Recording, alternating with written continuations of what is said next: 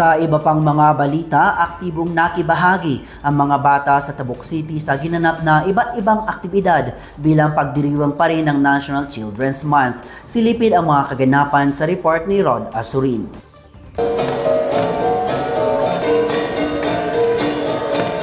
Umaapaw sa sigla at kultura ang Tabuk City Gymnasium matapos magtipon-tipon ang mga bata mula sa iba't ibang child development centers at eskwelahan sa syudad para ipagdiwang ang 33rd National Children's Month. Ang tema ngayong taon o sa Eksisaem Wakasan, Kaligtasan at Karapatan ng Bata Ipaglaban ay naglalayong bigyang diin ang pangailangan na protektahan ang mga bata mula sa pang-aabuso.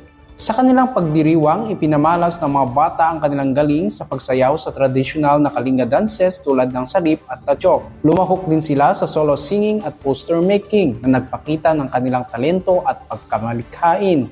Ayon kay City Social Welfare and Development Officer Estefania Baglinit, iba't ibang aktibidad ang isinagawa sa month-long celebration sa syudad gaya ng mga lecture tungkol sa violence against women and children, anti-bullying at anti-cybercrime. Advice yung tagtana AIDS kit mahilig ko bigiti gadgets kada cellphone kada uray no kasta masapol nga i-guide tayo sula no anyaman dagiti ni araramidin daw yung tultulukan da ijayanti cellphone. Anya, layunin nito na palaganapin ang kaalaman at pagtutulungan upang mapigilan ang sexual abuse and exploitation of children. I-safeguard tayo dagiti ni being from exploitation ng lunal sexual.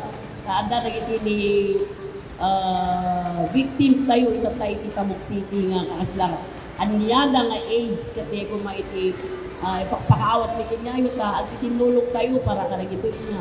Inibok din ni Baglinit ang buong komunidad na isulong ang family values at paggalang sa karapatan ng mga bata upang masiguro ang ligtas na kapaligiran para sa kanila. Rod Asurin para sa PI News, Cordillera.